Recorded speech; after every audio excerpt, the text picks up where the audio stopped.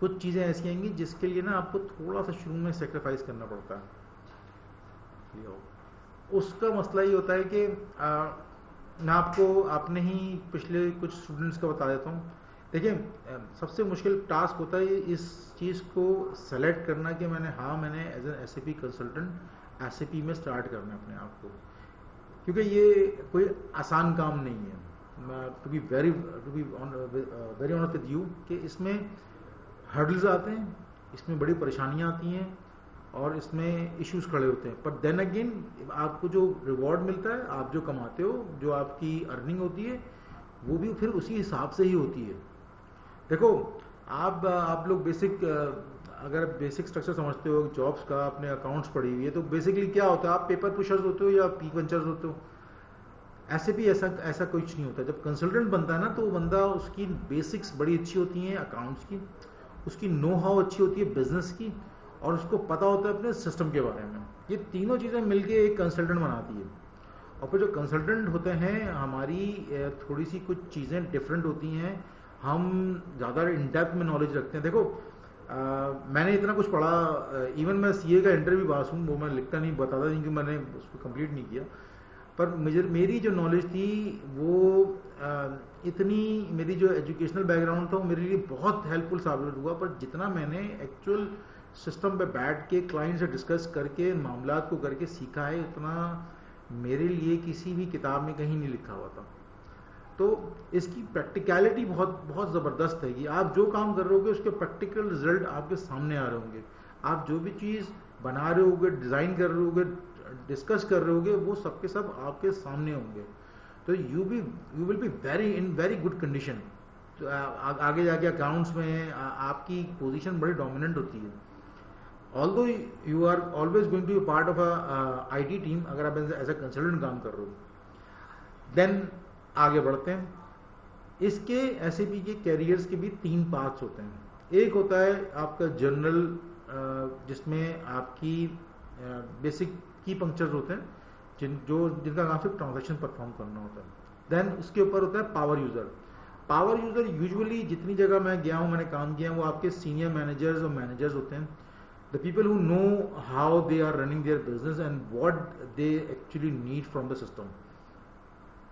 इनके ऊपर होता है कंसल्टेंसी की ट्रेनिंग, जो हम आप लोगों को कराएंगे। इन लोगों का काम क्या होता है कि सिस्टम डिजाइन कैसे करना है, सिस्टम को चलाना है किस तरीके से, सिस्टम को कॉन्फ़िगर किस तरह से करना, और इन सब चीज़ों के लिए उनका मकसद, हमारी ट्रेनिंग का मकसद ये होता है कि हम आपको रेडी करें कंसल्टेंसी के लिए। अगर आप कंसल्टेंसी के लिए रेडी हैं तो देन आपको थोड़ी सी कुर्बानी करनी पड़ती है, और यहाँ किसी कंसल्टेंसी फर्म को ज्वाइन करना पड़ता है। एक आध प्रोजेक्ट आप कर लें, उसके बाद आप यकीन जाने, बाकी अल्लाह की मर्जी होती है। एक प्रोजेक्ट के बाद भी यहाँ आपका टिकना मुश्किल हो जाता है। आपको इतना परसू किया जा रहा होता है कि आपकी सोच है ये। SAP में 2 चीज़ें सबसे मुश्किल जो हैंगी, वो उनमें से एक ये इसकी सिलेक्शन हैगी, दूसरी सिलेक्शन के अंदर हैगी कि आप कौन सा मॉड्यूल ले रहे हो। सेकंड जो चीज़ होती है, जो SAP की सबसे मुश्किल हैगी और जो वाकई में आपको मेक और ब्रेक करती है, वो ये कि आपको कंसल्टेंसी के अंदर जाना है।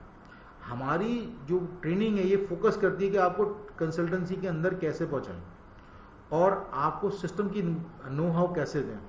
इवन ये कि हम आपको यहाँ सर्वर प्रोवाइड करेंगे, आप अपनी खुद सारी ट्रेनिंग जो आप सीखेंगे आप खुद भी परफॉर्म करेंगे, एंड देन अगले वीक आप हमें शो करते हैं कि भाई हमने ये किया, हमसे ये हुआ, हमसे ये नहीं हो पाया।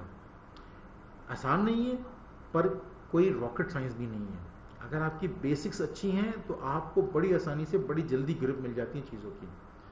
हाँ, अब आपकी बेसिक्स कमज़ोर हैं तो भाई आप पैरेलल वर्किंग करते हैं, हम आपको कुछ टास्क देंगे, आप सिस्टम में नो हाउ देखें और देन आप उसके बारे में कुछ पढ़ें भी, तो आपकी दोनों साइड्स कवर होती हैं इसमें। देखें, ज़रूरी नहीं है 5 उंगलियां बराबर नहीं होती कि आपके लिए SAP का करियर हो। अगर आपके लिए SAP का करियर नहीं बन पाया, ना भी हो पाया, तो देन अगेन जो आप यहाँ पर प्रैक्टिकल लर्निंग करोगे वो आपकी हर जगह काम आएगी। मैंने ऑरिकल में भी कंसल्टेंसी की हुई है, मैंने दूसरे ERPs में भी कंसल्टेंसी की हुई है, मैंने ओपन टेक्स्ट पे भी काम किया हुआ है, और एक तो open.com के उस पर मैं कर चुका हूँ। पर जितना कॉम्प्रीहेंसिव, जितनी कंप्लीट नॉलेज मुझे पास SAP की थी, मैंने वही नॉलेज वहाँ यूज़ करी और मुझे काफ़ी अच्छी इसमें सक्सेस मिली है। पाइथन हो गया, दूसरी जो लैंग्वेजेस होती हैं मैंने उसमें भी काम किया हुआ है। ओवरऑल बताने का मकसद ये होता है कि it's a fruitful career. Then again आपको कितने फ्रूट मिलेंगे depend upon your hard work, your energy, your time and how much you input in it. जितना आप इनपुट दोगे, अभी मैं आपको बड़े ऑथेंटिसिटी आपको कह सकता हूँ, बाकी अल्लाह की मर्जी होती है कि इसका रिजल्ट है, इसके फाइनेंशियल रिवॉर्ड्स हैं, और इसके करियर में अगर आपने एक मरतबा अपनी लाइन बना ली तो देन आप फारिग नहीं बैठोगे। आप घर भी बैठोगे तो आपको खुद अप्रोच करेंगे लोग। भाई बहुत सी मेरे साथ कोलीग्स ऐसी हैं जो कि हाउसवाइफ्स हैं और साथ साथ वो प्रोजेक्ट्स भी कर रही हैं साथ साथ। हमारे साथ वो फर्स्ट हाफ में सिर्फ कनेक्ट करती हैं जब उनके बच्चे स्कूल गए होते हैं, एंड देन अगेन 1 बजे तक वो काम करती हैं, दे आर अर्निंग लाइक, बस क्या बताऊँ आपको, ठीक ठाक उनकी अर्निंग है ये। क्योंकि इसके लोग नहीं हैं अभी मार्केट के अंदर, और जो लोग आते हैं वो शुरू में डर के भाग जाते हैं कि यार इतना मुश्किल है ये वो। कोई मुश्किल नहीं है, मैं आपको बताऊं, बड़ा सीधा सीधा पैटर्न है। हाँ, अब आप मेहनत ना करना चाहो, आप टाइम ना लगाना चाहो तो फिर तो हर चीज़ मुश्किल आएगी। हाँ, आप थोड़ा सा इसमें शुरू में आपको मेहनत करनी पड़ती है, टाइम लगाना पड़ता है, फिर सक्सेस ही सक्सेस है। जो सबसे मुश्किल काम होता है उसका ये होता है कि आपको कोई कंसल्टेंसी एक्सेप्ट करे अपने पास काम कराने के लिए। जो सिस्टम हम आपको दे रहे हैं उस तरह का सिस्टम पकड़ाए और आपसे काम कराए। हम ये चीज़ आपको अभी तैयार करके वहाँ भेजेंगे, फिर हम आपको एक एग्ज़ाम दिलवाएंगे इंशाल्लाह, और हमारे पास अब तक एग्ज़ाम के रिज़ल्ट जो हैं वो 100% हैं। ये तो मैं अभी आपको बता देता हूँ कि आपका रिज़ल्ट 100% ही आ जाएगा। जिस तरीके से हम आपको लेकर चलेंगे, अब तक अल्हम्दुलिल्लाह हमारे पास कोई बच्चा फेल नहीं हुआ है, ना उसने कोई दूसरी अटैम्प्ट दी है। सबसे मुश्किल काम इसमें होता है कि आपकी सारी चीज़ होने के बाद आपने अपने आप को किसी कंसल्टेंसी में इनपुट करवाना है। उसके लिए भी हम कोशिश करते हैं, बैक एंड पे बात करते हैं, अभी भी बात चल रही है हमारे 2 बच्चों की। इंशाल्लाह हमें अच्छी उम्मीद है कि इन दोनों को अपॉर्चुनिटी मिल जाएगी। आपसे पहले वाले बैचेस के जो लड़के थे, लड़कियां थीं, उनमें से 90% जो मेरे साथ कनेक्शन में हैं, मुझे उनका पता है कि वो कहाँ कहाँ जॉब्स कर रही हैं। अगर आप लोग लाहौर साइड के या कराची साइड के हैं तो भाई फिर तो ठीक ठाक डिमांड है, क्योंकि लाहौर में तो स्पेशली हमारे पास खासा फुकदान पड़ा हुआ है लोगों का। हमारे पास लोग नहीं है कि जिनको SAP की बेसिक नॉलेज भी हो।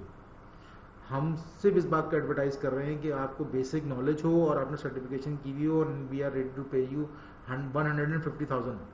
ये मजाक नहीं है, ये अच्छी अमाउंट है। यहाँ चार्टर्ड अकाउंटेंट्स को बाज़ को इतनी मिल रही है इस इकोनॉमी में, तो हम आपको अभी से इस चीज़ की बता रहे हैं, अभी दे रहे हैं कि ये। देन अगेन आपके पास दूसरी अपॉर्चुनिटी ये है कि आप किसी भी वक्त कहीं से भी बैठ के काम कर सकते हैं। ज़रूरी नहीं है कि आप पाकिस्तान में ही काम करें।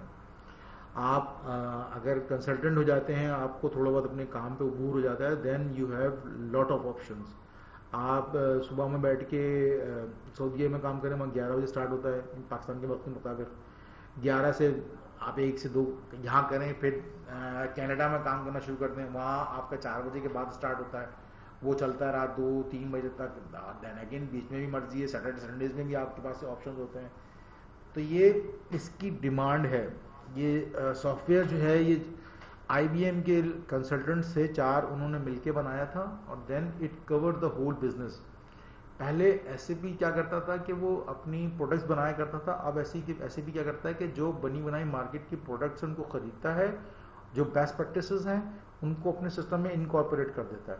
ये अब, और जो आपको हम यहाँ पर वर्जन दिखाएंगे, जो आपको जिस सर्वर पे काम कराएंगे, that is the latest version तो लेटेस्ट नहीं है, but that is the latest of sequence जो SAP की मौजूद है, दैट इज़ S4 HANA।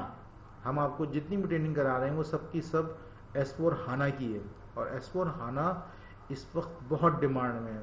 आप किसी भी वक्त गूगल पे जाके सर्च कीजिएगा कि FI कंसल्टेंट S4 HANA के लिख दिएगा इस तरह का जॉब्स वगैरह के लिए, आप देखेंगे कितनी जॉब्स निकल के आती हैं। तो भाई इसकी डिमांड है। और देन अगेन पाकिस्तान में भी बहुत डिमांड है, दुबई में, कतर में, कुवैत में, इस जगह भी बहुत डिमांड है। पर आप दुबई वगैरह कतर जाने के लिए आपको जैसे अपने आप को पहले थोड़ा सा ग्रूम करना होता है, थोड़ी सी अपने आप को तैयार करना होता है। वो तैयार करने की ट्रेनिंग हम आपको यहाँ दे रहे हैं। देन हम आपको इंसिस्ट करेंगे कि आप यहाँ किसी न किसी कंसल्टेंसी में एक प्रोजेक्ट कंप्लीट करें। फिर आप दुबई जाएं, आप सऊदी जाएं, आप कहीं भी जाएं, आप खुद देखेंगे कि आपकी बहुत अच्छी डिमांड ग्रुप आपकी ग्रिप है और वहीं आपको बड़ी अच्छी डिमांड मिल रही है। तो इन चीज़ों को देखो, हमारे पास मैंने जब मैं कतर गया हुआ था पिछले दिनों, और इससे पहले मैं सऊदी गया हुआ था, एक जगह मैं क्या कहलाता है, बहरीन कहलाता है, वहाँ गया हुआ था। तो इनकी जगह जहाँ मेरी जितनी मीटिंग हुई हैं, मेरी जितनी बातचीत हुई है, मैंने देखा हमारा ज़्यादातर जो है डोमिनेटेड हैं वो इंडियंस बैठे हुए हैं, हमारे पाकिस्तानी बहुत कम हैं। उसकी बड़ी वजह यह है कि एक तो पाकिस्तान में ये चीज़ पढ़ाई नहीं जाती, दूसरी है कि हम पाकिस्तानी इस लाइन में आए ही बहुत कम हैं। तो हमारे पास अपॉर्चुनिटी इस लिहाज से मैं आपको बताता हूँ अच्छी है कि जैसे कतर में मेरी बात हो रही थी, शेख नारायण समथिंग नारायण कुछ थे, बड़ा लंबा सा नाम था, मखतूम पता नहीं क्या। तो उनको जब हमने ये कहा कि आप हमारे पाकिस्तानियों को कोटे पे जो होता है वो क्यों नहीं करते, तो बताते थे कि भाई हम कोटा खोलते हैं और पाकिस्तान के लोग जो हैं उनकी ये स्किल है ही नहीं जिस पर हम उनको यहाँ पर फिल आउट करें। तो बताने का मकसद ये था कि देखो वर्ल्ड वाइड किस तरीके से चलता है जॉब्स के लिए, कि पहले वो इंडिया का कोटा खोलते हैं कि भाई बहुत बड़ी आबादी है, बहुत ज़्यादा लोग मौजूद हैं, वो फिल आउट हो जाता है, तो फिर वो पाकिस्तान का कोटा खोलते हैं और पाकिस्तान का कोटा खाली जाता है जिसपे वो इंडियंस को भरते हैं बाद में। तो अगर आपके पास अपॉर्चुनिटी है, आपने अपनी ट्रेनिंग की हुई है, आपने कोई एक आध दो प्रोजेक्ट निकाले हुए हैं, then you are very much in demand. ये मैं इसलिए कह रहा हूँ कि मैं खुद भी इस करियर में हूँ और ये मेरी ज़िंदगी के बेहतरीन फैसलों में से एक फैसला था। मैंने जिस वक्त SAP मैंने ज्वाइन किया था, मैं उस वक्त 50,000 रुपये कमा रहा था, जो उस वक्त के हिसाब से एक बहुत अच्छी अमाउंट थी। फिर मैंने सब कुछ छोड़ छाड़ फ्री में अबैकस ज्वाइन किया था और 1.5 साल अबैकस में लगाया था। उसके बाद से लेके अब तक हर मरतबा जब मेरी जंप लगी है वो डबल से भी ऊपर गया हूँ मैं। तो अगर मैं उसी कैरियर पे होता, मैं वहीं उसी ऑर्गेनाइजेशन में काम कर रहा होता, तो मैं शायद जहाँ बैठा हूँ उसका आधा भी नहीं होता। अब बहुत अच्छा कैरियर है और हमारे पास मार्केट में बहुत जगह है, हमें अच्छे लड़के लड़कियाँ, अच्छे कंसल्टेंट्स की ज़रूरत है। इवन IBM जैसा एक ग्लोबल ब्रांड है जो पाकिस्तान में काम कर रहा है सिर्फ इसलिए कि उनको पाकिस्तान के लोग चाहिए, ताकि वो जो उनका कोटा खुलता है बाहर वो उनको फुलफिल कर सके। तो आप लोग फ्रेश ग्रेजुएट्स अगर हो, नहीं हो, तो आपने कोई कोर्सेज किए हुए हैं या आपकी अकाउंट्स और फाइनेंस की अच्छी मालूमात है, then it's a add on, बहुत बड़ा एड ऑन है आपके लिए। अब चूँकि ग्लोबल मैन्युफैक्चरिंग जितनी भी हैगी वो सब की सब SAP पे जा रही है। यूरोपियन यूनियन का और एक और यूनाइटेड साउथ अमेरिका यूनाइटेड कुछ फ्रंटियर उनका आएगा, उन्होंने तो ये पाकिस्तान पर और 2-1 मुल्कों पे पाबंदी लगा दी है कि अगर आपने बाहर एक्सपोर्ट करना है तो आपके पास SAP इम्प्लीमेंट होना चाहिए। एक सर्टेन लिमिट है उसके ऊपर कि अगर आपकी एक्सपोर्ट होगी, उनके मुल्क में इम्पोर्ट होगी, तो उसके लिए आपको SAP इम्प्लीमेंट करना ज़रूरी है। तो बताने का मकसद ये है कि देखो ये कैरियर बहुत फ्रूटफुल है। मैं ये नहीं कह रहा कि सबके लिए है, देखो 5 उंगलियां बराबर नहीं होती। हो सकता है आपका जहन क्रिएटिव ज़्यादा हो, आप किसी और चीज़ में ज़्यादा अच्छा एक्सेल करते हो, पर अभी मार्केट इसकी है और बहुत अच्छी है और मार्केट ग्रो कर रही है। 10 साल तो मैं आपको सिर्फ पाकिस्तान में कह सकता हूँ कि ऐसे रहेंगे कि आपकी सोच है ये, आप सिर्फ एक मरतबा किसी कंसल्टेंसी को ज्वाइन करके एक आध प्रोजेक्ट कर लें बस, देन आप खुद देखेंगे कि आपकी किस कदर डिमांड चल रही है और कंपनीज किस तरीके से अप्रोच करती हैं आपको।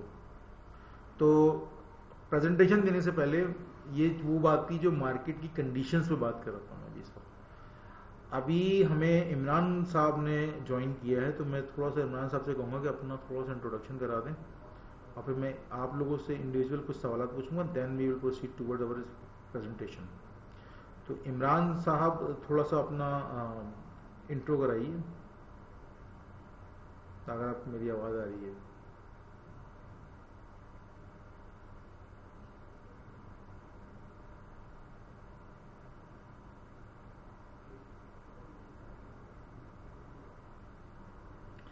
चलें, उनका आवाज़ नहीं आ रही शायद। तो इकरा, आपका कोई सवाल रिगार्डिंग एसएपी मार्केट और जॉब कंडीशंस के हिसाब से? No sir, it's pretty clear कि इसकी डिमांड है, पाकिस्तान में भी है और इसके अलावा जो आपने मिडिल ईस्ट में काफ़ी कंट्रीज़ वगैरह का नाम लिया हो, तो वहाँ पर भी अगर हम लोग एज अ पाकिस्तानी भी अप्लाई करें तो अगर हमारे पास इस चीज़ की कंसल्टेंसी मौजूद है तो हम वहाँ पर जॉब कर सकते हैं। जी जी, बहुत ठीक ठाक किस्म की डिमांड मौजूद है। या अच्छा अफशां, आपका कोई सवाल?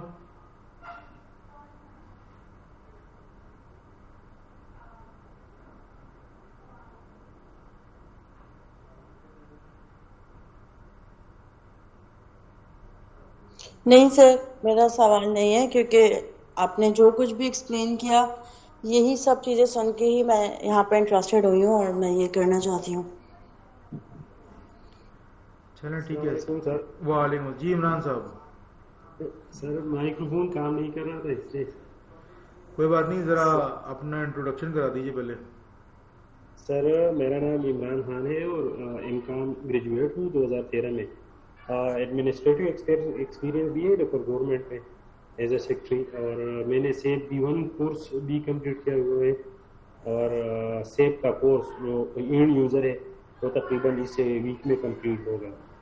और अब मैं ये कोर्स शुरू कर रहा हूँ ताकि उसकी जो कंसल्टेंट लेवल की ट्रेनिंग है वो परस्यू करूँ। ठीक यही है, कोशिश है सर।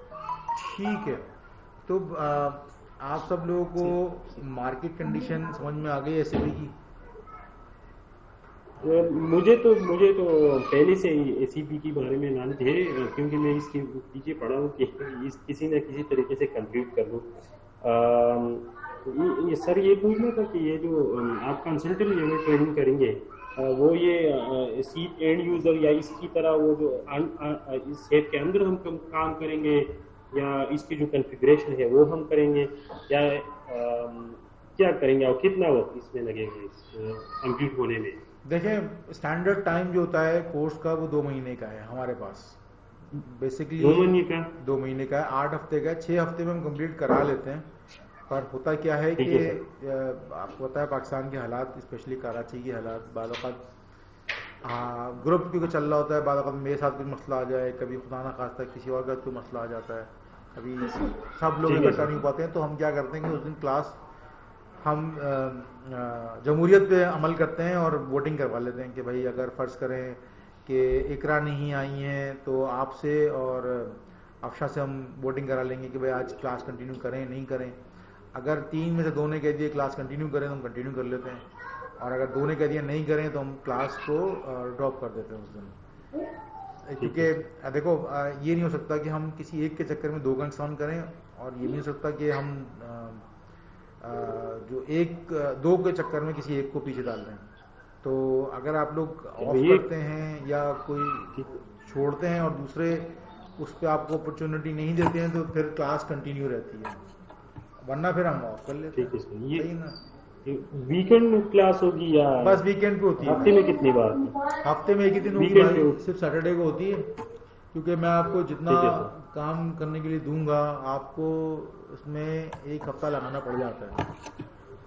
ठीक है सर। तो देखिए ऐसे भी पढ़ा, मेरा तो इतना एक्सपीरियंस हो चुका है कि इतना ख़ास मुझे उसका बर्डन महसूस नहीं होता, पर क्योंकि आप लोग नए पढ़ने वाले हो, नए समझने वाले हो, तो आप लोगों के प्रॉब्लम होता है।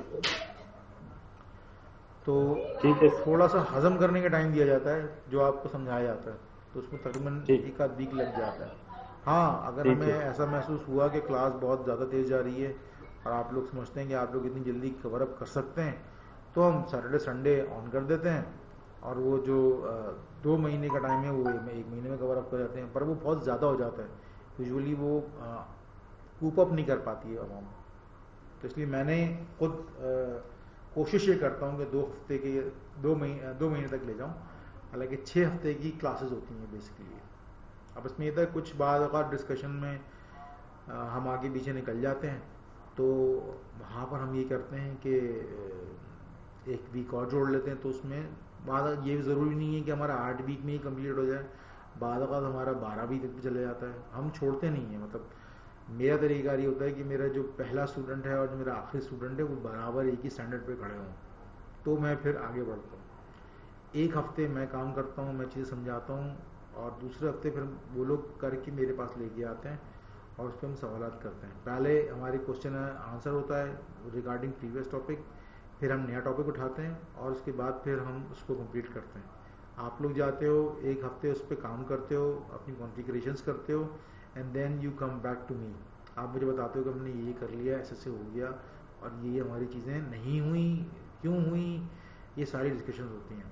तो क्लास बेसिकली 2 सेक्शन में बटी होती है। पहले सेक्शन में हम सिर्फ क्वेश्चन आंसर्स कर रहे होते हैं और दूसरे सेक्शन में सिर्फ हम कॉन्फ़िगरेशंस कर रहे होते हैं। सही है। तो इसके दरमियान कोई चीज़, कोई मामला, कोई ऐसी वैसी बात जो आपको समझ में नहीं आ रही हो या आपकी किसी चीज़ की एक्सप्लेनेशन चाहिए हो, आप उस पर पूछते हैं और हम आपको एक्सप्लेन कर देते हैं। पैटर्न आप लोगों को समझ में आ गया। तो अभी मैं बेसिकली, देखो अब मैं बेसिक कुछ आपको प्रेजेंटेशन देने जा रहा हूँ। इस प्रेजेंटेशन का मतलब सिर्फ ये होता है कि हम आपको किन किन एरियाज में लेके जाएंगे और हम आपको क्या क्या चीज़ें एक्सप्लोर कराएंगे। इसमें बहुत सारी ऐसी चीज़ें जो हम लिख नहीं सकते ना, हम लिखते हैं पर हम वो करवाते हैं, क्योंकि वो चीज़ें मैंने कुछ दूसरे इंस्टीट्यूट्स देखे थे, उन्होंने क्या किया हुआ था कि उस सब लाइन को भी उन्होंने मेन लाइन की तरह पेश किया हुआ है। यानी कि अगर आप कोई चीज़ कॉन्फ़िगर करते हो, कॉन्फ़िगर करने के बाद आपको उसी चीज़ पे उसको कॉन्फ़िगर करके असाइन करना है, तो हमने ये असाइनमेंट वगैरह नहीं लिखी, हमने बताया कि हम कॉन्फ़िगर कराएंगे, तो ऑब्वियसली कॉन्फ़िगर करके उसको असाइन भी कराएंगे। हम उसको लिखा के अपनी प्रेजेंटेशन को बहुत लंबा चौड़ा नहीं किए, हमने बड़ी बेसिक बातें रखी हैं, पर एंड टू एंड इम्प्लीमेंटेशन का कोर्स करवाते हैं। पहला नहीं है, माशाल्लाह से 6वां-7वां कोर्स चल रहा है और अल्हम्दुलिल्लाह अब तक हमारा कोई बच्चा फेल नहीं हुआ। और देन अगेन देखें भाई, देने वाली ज़ात तो अल्लाह की है, पर अगर मुझसे कोई पूछता है अभी भी अपने कैरियर एडवाइस के लिए, तो मेरी सीधी प्रेफरेंस SAP होती है। मैं खुद कर रहा हूँ तो मुझे पता है इसमें मार्केट कितनी जान है इसमें। प्रेजेंटेशन की तरफ आते हैं।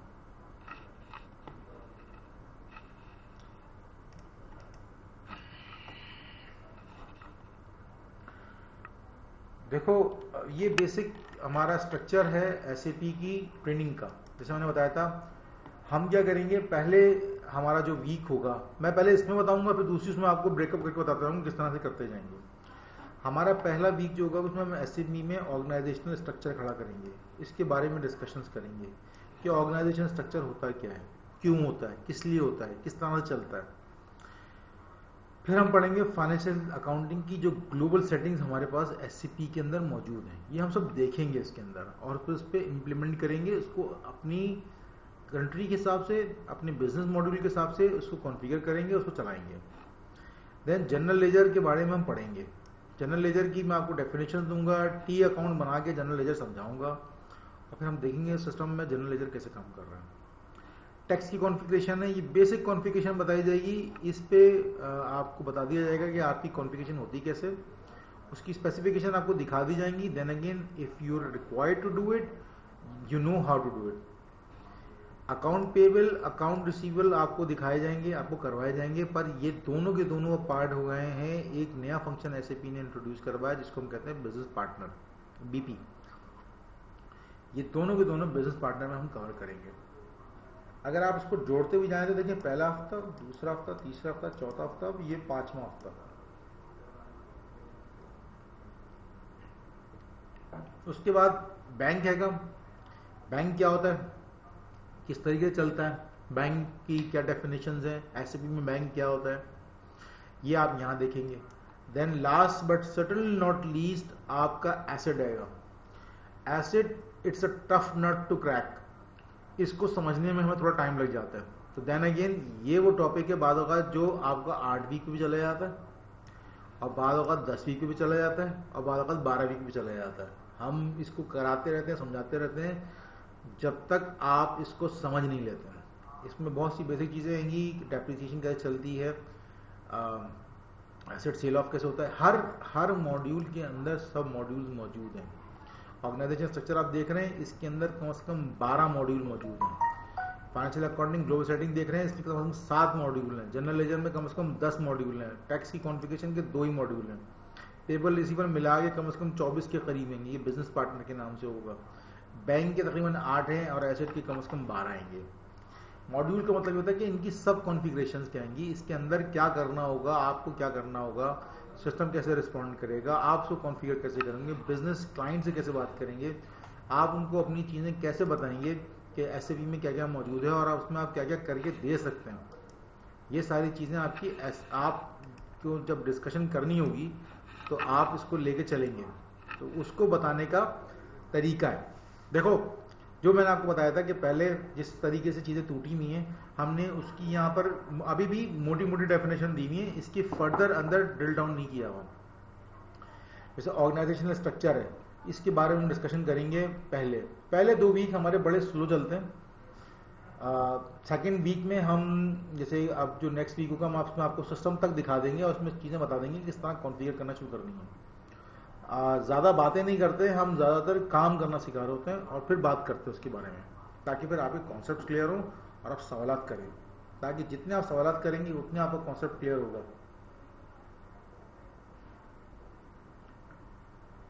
ये पूरी की पूरी बिजनेस, ये जो ट्रेनिंग है, ये कंसल्टेंसी के हिसाब को लेकर बनी हुई है। इसमें हम आपको कंसल्टेंसी सिखा रहे हैं सारी, यानी कि इम्प्लीमेंटेशन के वक्त आपको कौन कौन सी चीज़ें फॉलोअप करनी होती हैं, सिस्टम में चीज़ें किस तरीके से बनती हैं और किस तरीके से आप क्लाइंट से डिस्कशन करते हो और फिर इन चीज़ों को अपने सिस्टम में कॉन्फ़िगर करते हो। देखो, ये ऑर्गेनाइजेशन स्ट्रक्चर था, ये देखें फाइनेंशियल अकाउंटिंग है, ये इसकी वेरिएंट्स होंगे, मुख्तलिफ सब कॉन्टेंट्स होंगे। जनरल लेजर रहेगा, ये टैक्स रहेगा, ये एफआई पेबल, एफआई रिसीवेबल मिला के अब ये बीपी बन गया है। बैंक अकाउंटिंग हैगी और एफआई एसेट हैंगे। ये सारा का सारा जो हैगा आपको हम कराएंगे, एक एक चीज़ करा के आपको इसी फाइल पे से आपको वेरीफाई कराते जाएंगे कि देखें आज हमने ये कर लिया, ये भी कर लिया, ये भी कर लिया। इस तरीके से बस कुछ चीज़ें ऐसी हैं जिसमें हम नहीं करेंगे। जैसे हम बिजनेस एरिया की डेफिनेशन समझेंगे पर हम इसको कॉन्फ़िगर नहीं करेंगे क्योंकि ऑब्सोल्यूट हो चुका है। पर यही हम आपको बताएंगे ज़रूर कि कभी कहीं आप बैठ जाएं, आपके पास कोई सवाल कोई खड़ा कर दे या आपसे कोई चीज़ पूछ ले तो आपको पता हो कि आप उसका जवाब दे सको।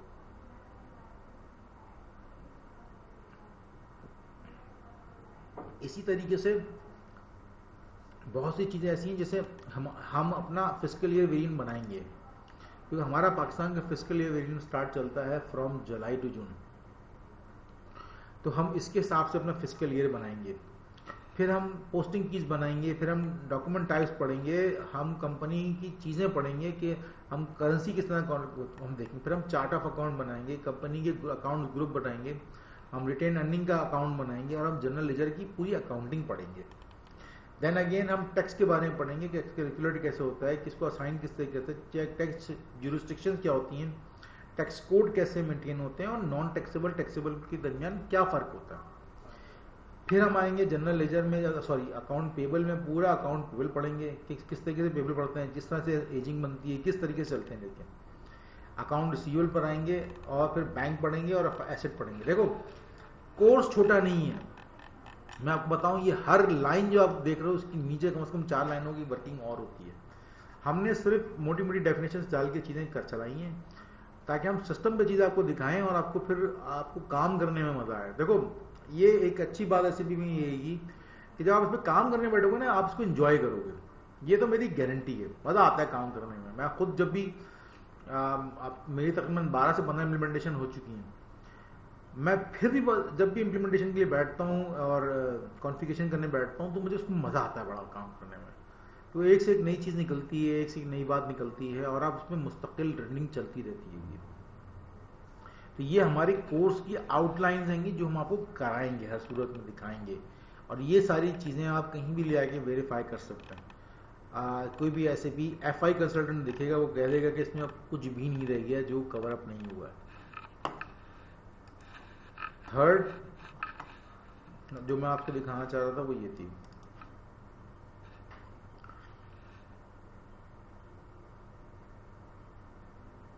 देखो मैंने अपनी जितनी भी चीज़ें रखी हैं और जो मेरा पढ़ाने का स्टाइल है वो बड़ा सादा है। मैं बहुत आसान तरीन लेवल पे चीज़ों को लेके जाता हूँ, उस पे से कराता हूँ। तो मेरा अपना मसला ये है कि जब तक मुझे चीज़ पूरी नुक से तुक तक समझ में ना आ जाए तो मेरे पास मैं उलझन में रहता हूँ। इसी हिसाब से मैंने अपने जो प्रेजेंटेशन बनाई हैं, चीज़ें बनाई, बड़ी सादी और बहुत उसमें डिटेल नहीं डाली है, क्योंकि मैं वो डिटेल्स काम करते वक्त दिखाऊंगा क्योंकि उसकी डिटेल्स क्यों हैं, कैसे हैं और हमने इसमें यहाँ क्यों नहीं डाली है। प्रेजेंटेशन में इस वक्त जो हम चीज़ खोलने जा रहे थे, सिस्टम थोड़ा स्लो हो गया है यहाँ पर।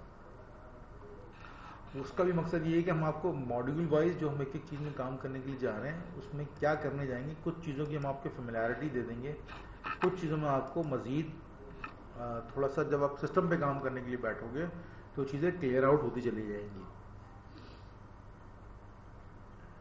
अच्छा, जब तक ये खुल रहा है थोड़ा सा पुरानी वाले स्लाइड पे थोड़ी सी डिस्कशन हो जाए।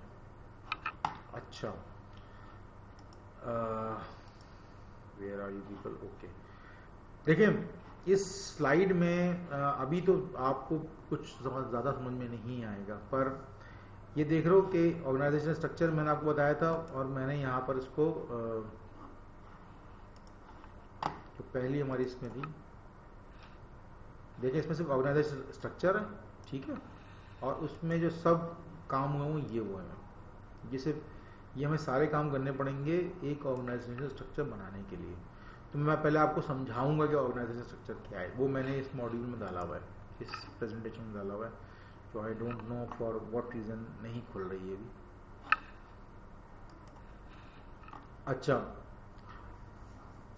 थोड़ी सी अब प्रैक्टिकल उसमें आ जाते हैं, थोड़ी सी डिस्कशन कर लेते हैं। तीनों से मैं बारी बारी सवाल करूंगा, काइंडली अपने हिसाब से जवाब दीजिएगा, कोई जजमेंट नहीं है, जो आपके जहन में बात आए आप बस वो बयान कर दीजिएगा। सबसे पहले मैं इमरान साहब ड्रॉप हो गए क्या? इमरान साहब ड्रॉप हो गए, चलो फिर मैं अफशा से पूछूंगा। अफशा, कंपनी डेफिनेशन के हिसाब से क्या होती है? आप किस चीज़ को कंपनी कहते हैं? ऑर्गेनाइजेशन स्ट्रक्चर क्या होता है? सर, कंपनी वो होती है जो अपना कोई भी प्रोडक्ट को मार्केट में लाने के लिए, मार्केट में लॉन्च करने के लिए अपनी टीम क्रिएट करती है, फिर उस पर इंडिविजुअल डिफरेंट स्ट्रेटजीज बनाती है और फिर उस चीज़ के लिए वो मतलब आगे मतलब मार्केट में आके लोगों को बता रही होती है, या इस तरह की। फ्रॉम माई साइड नहीं सही है। देखो देन अगेन अभी तो आपको कुछ नहीं पता ना, तो आप जो भी सवाल जवाब दोगे वो सही है। हम उसको फिर आपको एसएपी के हिसाब से बताना शुरू करेंगे कि company overall definition is correct, पर एसएपी में कंपनी थोड़ा डिफरेंट पैटर्न रखता है। अच्छा, अब इकरा आपसे सवाल आएगा, सेम सवाल आएगा कि व्हाट इज ऑर्गेनाइजेशन स्ट्रक्चर, और या कंपनी किसे कहते हैं? Sir, from my side, companies is something जिसकी अपनी एक separate legal entity होती है। Like is a structure जो आपकी कोई चीज़ कॉपी नहीं कर सकता। अगर आप मार्केट में एग्जिस्ट कर रहे हैं तो आप अपनी एक प्रोडक्ट और अपने नेम के साथ एग्जिस्ट कर रहे हैं। और अगर हम उसके ऑर्गेनाइजेशनल स्ट्रक्चर की बात करें तो उसके अंदर डिफरेंट कैटेगरीज आ जाती हैं, यानी आपके फंक्शनल डिपार्टमेंट्स आ जाते हैं। उन डिपार्टमेंट्स के अंदर आप देखते हैं कि आपके अकाउंट्स के डिपार्टमेंट है, आपकी मार्केटिंग के डिपार्टमेंट है, एचआर डिपार्टमेंट है, ये वो सारे डिपार्टमेंट्स हैं जो एक कंपनी का ऑर्गेनाइजेशनल स्ट्रक्चर बनाते हैं। यानी अगर ये सारे डिपार्टमेंट्स काम कर रहे होंगे तो एक ऑर्गेनाइजेशन चलेगी। From my side that is a very good answer, बहुत अच्छा जवाब दिया आपने। पर कुछ जगहों पर थोड़ा सा देखो, ओवरऑल अफशा का सवाल जवाब जो था वो बहुत प्रोफेशनल था, सही था। आपका जवाब जो था काफ़ी डिटेल था, और ये dead on, almost dead on target था एसएपी के हिसाब से भी।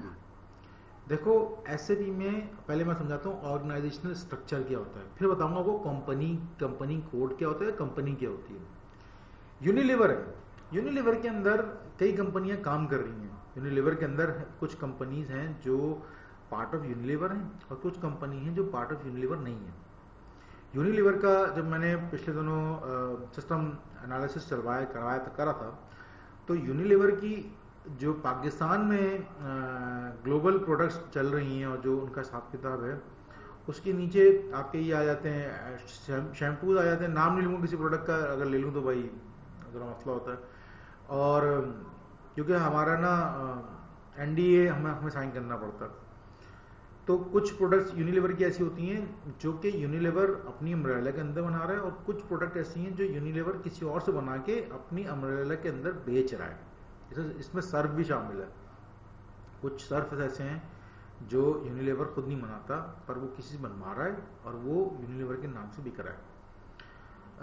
इसी तरीके से जो शैम्पूज हैं और जो साबुन है, उनमें से कुछ साबुन वो खुद बना रहा है और कुछ शैम्पू वो किसी और से बनवा रहा है और फिर वो यहाँ बेच रहा है।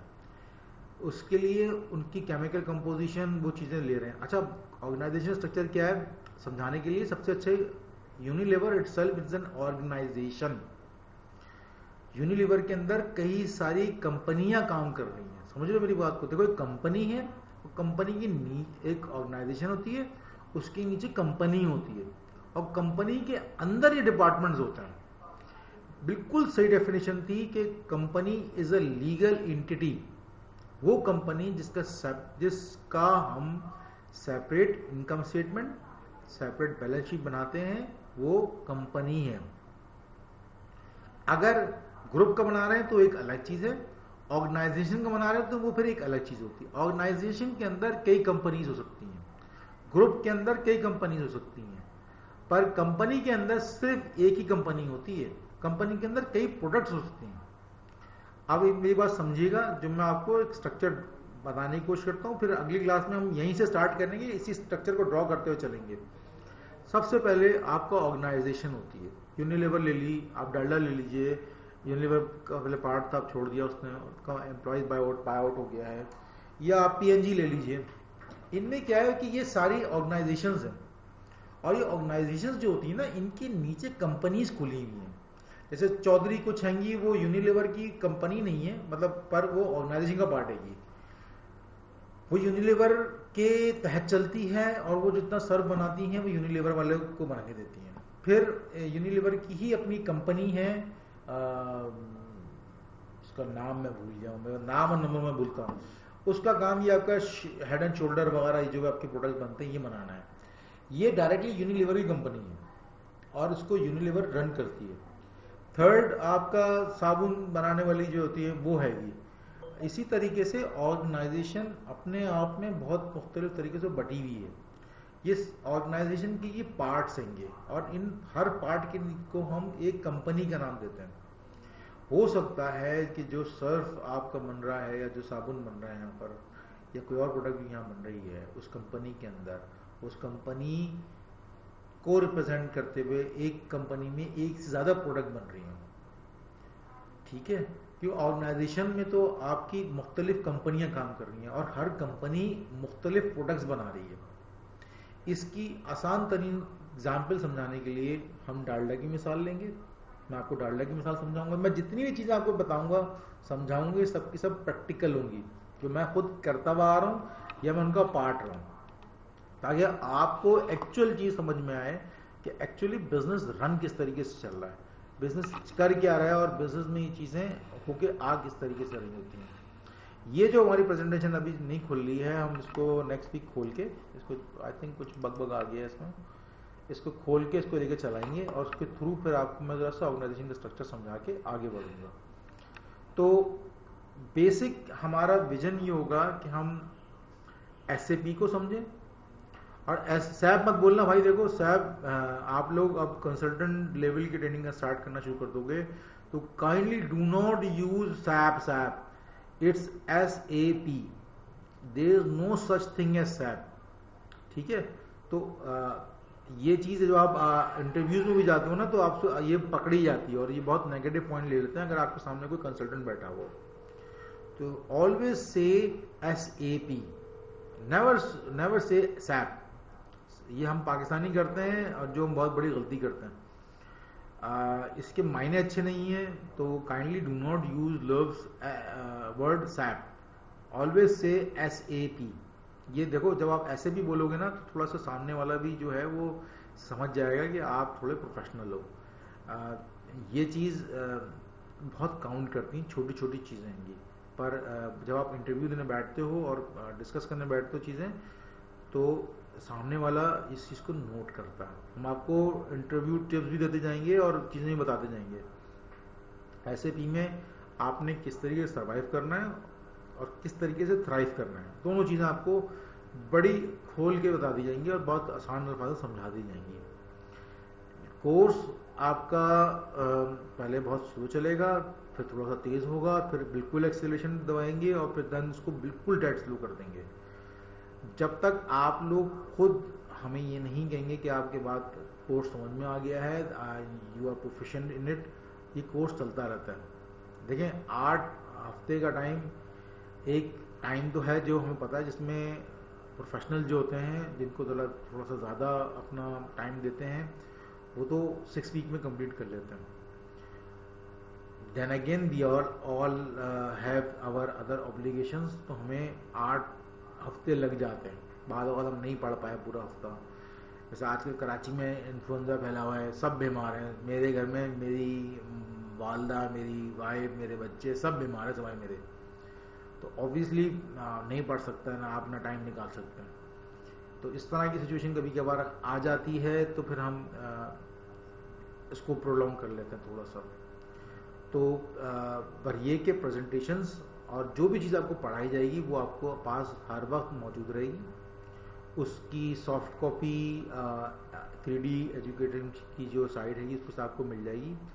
ये जो वीडियो आप देख रहे हैं, जो मैं आपको एक्सप्लेन कर रहा हूँ, ये सारा का सारा इसकी रिकॉर्डिंग हो रही है, ये आपको मिल जाएगी। और सिस्टम का एक्सेस भी आपको मिल जाएगा और आप सिस्टम में खुद काम करेंगे। ये नहीं है कि मैं आपको तस्वीरें दिखा के पढ़ा दूंगा और बाद में सिस्टम जब आप खोल के बैठे तो आपको कोई नई दुनिया नजर आए। हर काम मैं आपके सामने खुद करूंगा।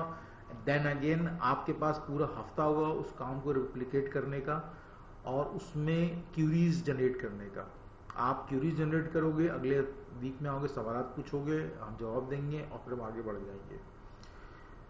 आप दोनों से बात करके मुझे इतना तो आइडिया हो गया है कि इकरा जो है वो काफ़ी अच्छी नॉलेज रखती हैं अपनी एकेडमिक्स की, पर अफशा जो है वो काफ़ी ठीक ठाक किस्म की प्रोफेशनल हैं।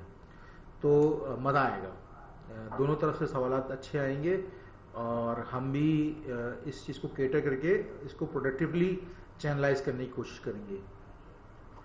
अभी कोई सवाल throughout the presentation, throughout the whole course line, throughout anything else आप पूछे, अब मैं आपको उसका जवाब दे दूंगा, इवन दो अगर वो SAP से डायरेक्टली रिलेटेड नहीं भी है। तो अगर ऐसा नहीं है तो फिर हम इसको यहाँ पर आज स्टॉप करते हैं। नेक्स्ट वीक हम ऑर्गेनाइजेशन स्ट्रक्चर से स्टार्ट करेंगे। पहले जिस तरह मैंने आपको यहाँ बताया है, यहाँ पर हम पूरा ऑर्गेनाइजेशन स्ट्रक्चर समझेंगे, फिर हम उस ऑर्गेनाइजेशन स्ट्रक्चर को एक्सेल में ड्रॉ करेंगे और फिर वो स्ट्रक्चर हम यहाँ इम्प्लीमेंट करेंगे अपनी SAP की सर्वर पर, अपनी SAP की स्क्रीन्स पर हम वो भी चला के देखेंगे। कोई सवाल? अच्छा, देन थर्ड चीज़ लास्ट में शायद बताना भूल गया भाई, I am also professionally train, internationally train हूँ, मैंने ली है फ्रॉम एन इंडियन इंस्टीट्यूट। तो जो मेरा पढ़ाने का स्टाइल होगा वो थोड़ा सा डिफरेंट होगा। मैं जो भी चीज़ कराऊंगा पहले आपको एक्सेल पे करा के दिखाऊंगा, उसका स्ट्रक्चर बनवाऊंगा और देन वो स्ट्रक्चर जो है हम उस पर कर लेंगे। और एक्सेल की जो शीट होगी या वर्ड की जो भी शीट होगी वो आपके पास हमेशा मौजूद रहेगी। अपने पास उस शीट को रखिएगा, वो अपडेट होती जाएगी। जब आप कोर्स ख़त्म हो जाएगा then you can always have something to remember कि आप उसको खोल के अपनी चीज़ें दुरुस्त कर सकती हैं। रिकॉर्डिंग्स मौजूद होंगी, तो आपको इतना इशू होना नहीं चाहिए। कोई सवाल इस चीज़ को लेके और किसी टॉपिक को क्लियर करने के लिए एक एक करके मैं आपका नाम ले रहा हूँ, मुझे बताइएगा। अगर नहीं है तो हम उसको यहाँ वाइंड अप करेंगे। नेक्स्ट वीक इंशाल्लाह सेम टाइम पे स्टार्ट करेंगे और then we will proceed with our class. अच्छा, तो सबसे पहले मैं इकरा से पूछूंगा। इकरा, कोई सवाल आपका, कोई चीज़ ऐसी जो आप चाहेंगी कि आपको मज़ीद क्लियरफाई किया जाए? No sir, I am clear with it. Then good, इंशाल्लाह नेक्स्ट वीक आपको मज़ा आने वाला है इंशाल्लाह। अफशा, आपका कोई सवाल? नहीं सर, कोई सवाल नहीं, एवरीथिंग इज क्लियर। ठीक है, तो देखिए काइंडली एक चीज़ का ख्याल रखिएगा, 4 बजे के हम क्लास स्टार्ट कर देंगे। मैं कोई बड़े बोल नहीं करना चाह रहा हूँ, पर मेरे आवर्स जो है ना बड़े काउंट हुए होते हैं। अगर मैं लेट सर होऊंगा तो मैं अपने आप आवर्स पूरे टाइमिंग करूंगा। जी, टाइमिंग्स क्या है सर? देखिए टाइमिंग अभी हमने 4 से डिसाइड किया है, 4 से 6। ओके अगर आप लोग को इशू है तो आप अभी बता दीजिए, हम उसको थोड़ा बहुत एडजस्ट हम कर सकते हैं। पेश- सॉरी, आपकी आवाज़ नहीं आई अफशा। मुझे टाइमिंग्स में थोड़ा सा इशू है सर। हाँ, तो आप मैंने टाइम आप बताइए, अभी डिस्कस कर लेते हैं। सर एक्चुअली 6:30 ऑनवर्ड्स मेरी एमबीए की क्लास होती है सही है। एवरी वीकेंड, तो अगर आप टाइमिंग्स थोड़ा सा और पहले कर लें मुझे बता दीजिए। ओके, इकरा से पूछ लेते हैं। इकरा, आपको कोई इशू तो नहीं है? देखिए यहाँ जमहूरियत से काम चलता है। जी जी नो सर, मुझे कोई इशू नहीं है, मैं आजकल देन फ्री अगेन हूँ। ठीक है, हम 3 से कर लेते हैं। ओके, थैंक यू सो पर मच। ये सोच लें आप अफशा, आपके पास इतना इतना रह जाएगा कि आप एमबीए की क्लास में अटेंड कर पाएंगी? क्योंकि देखें ये जहन पीती है चीज़ें बहुत ठीक ठाक तरीके से। जी जी जी जी, इसीलिए मैं कह रही थी कि टाइमिंग्स को थोड़ा सा बस देख लें, बाकी तो मैं मैनेज कर लूंगी। चलें, आप करें। वैसे अभी किस किस जगह काम कर रही थी आप बता दें? किसी बैंक में काम कर रही हैं आप? नहीं, I was working in bank Alfalah. अच्छा, अभी कहाँ पर काम जॉब कर रही हैं? Recently I am doing nothing, घर पे हूँ फिलहाल। चलो फिर तो सही है, और आप प्रॉपरली टाइम दे सकते हो उसको। जी जी, तो बैंक अल फलाह में आपने किस डिपार्टमेंट में काम किया? मैंने सेल्स में किया था boss, branch banking. Okay okay okay okay okay okay okay. वैसे एक बात बताऊँ आपको, जिस किसी ने मशवरा दिया ना एसएपी ज्वाइन करने का, वो आपका वाकई में खैर ख्वाह है।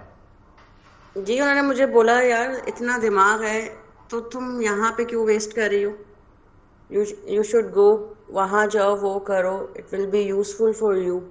वहाँ पे प्रोजेक्ट्स तुम्हें मिल जाएंगे जो तुम्हें सपोर्ट करेंगे, हेल्प करेंगे मज़ीद अपने आप को एक्सप्लोर करने में, और जो तुम मिडल ईस्ट जाने के लिए कोशिश कर रहे हो तो वो तुम्हें इजी रहेगा वहाँ से।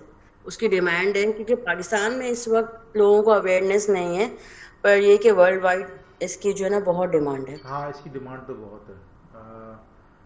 मेरी कुछ समझो फैमिली की कुछ मजबूरी है, मेरी वालदा मुझे इजाज़त नहीं देती, वरना शायद मैं पाकिस्तान में भी ना होता। मुझे बगैर इंटरव्यू के वीज़ा ऑफर हो गया था, पर